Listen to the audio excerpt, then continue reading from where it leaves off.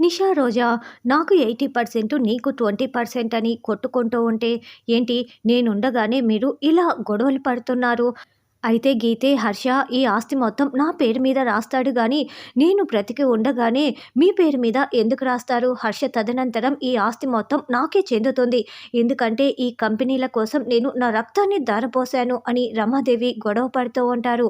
అలా రమాదేవి ఆస్తి మొత్తం నా పేరు మీద అని అంటే, రోజా నాకు 80% అంటే, నిషా నాకు 80% అని గొడవలు పడుతూ ఉంటారు.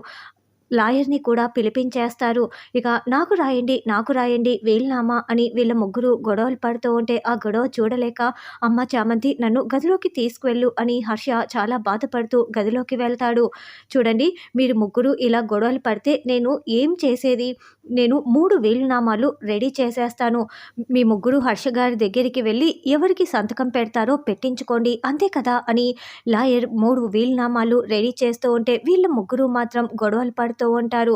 ఈ లోపలే గదిలో ఉన్న హర్ష బయట వీళ్ళ మాటలు విని చాలా కృంగిపోవటంతో హార్ట్ స్ట్రోక్ వస్తుంది. అమ్మ చామంతి, చామంతి అని కేకలు పెడుతూ ఉంటాడు.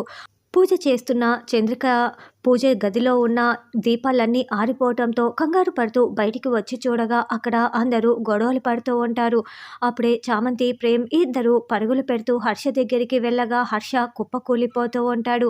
చామ్ చామ్, నాన్నకి హార్ట్ స్ట్రోక్ వచ్చినట్లుంది, వెంటనే అంబులెన్స్కి కాల్ చేయమని చెప్పు అని ప్రేమ్ అంటాడు. చామంతి బయటికి వచ్చి, బాబుగారు, అయ్యగారికి గుండెపోటు వచ్చింది, తొందరగా అంబులెన్స్కి కాల్ చేయండి అని చామంతి చెప్తుంటే, ఏయ్ వీలునామా ఆపడానికి మళ్ళీ ఇదొక కొత్త డ్రామా ఆడుతున్నావా? పక్కకు వెళ్ళవే, పక్కకు వెళ్ళు అని రోజా అరుస్తూ ఉంటుంది. దాంతో చామంతి ఏడుస్తూ గదిలోకి రాగానే హెల్ప్ హెల్ప్ అని ప్రేమ్ కేకలు పెడుతూ ఉంటారు. బాబు, వాళ్ళు అంబులెన్స్కి కాల్ చేయమంటే కూడా పలకటం లేదు, ఇప్పుడు ఎలా బాబు అని చామంతి ఏడుస్తూ ఉంటే, చామ్ హాస్పిటల్కి తీసుకువెళ్ళే సమయం కూడా లేదు చామ్, నాకేం చేయాలో అర్థం కావటం లేదు, ఇప్పుడే సిపిఆర్ చేయాలి అని ప్రేమ్ అంటాడు.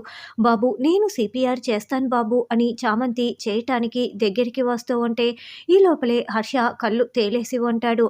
ఇక హర్ష చనిపోయాడని చామ్, ప్రేమ్ చాలా ఏడుస్తూ షాకింగ్గా చూస్తూ ఉంటారు. మరి చనిపోయిన హర్షకి సిపిఆర్ చేసి చామంతి బ్రతికిస్తుందా అన్నది రానున్న ఎపిసోడ్లో తెలుసుకుందాం.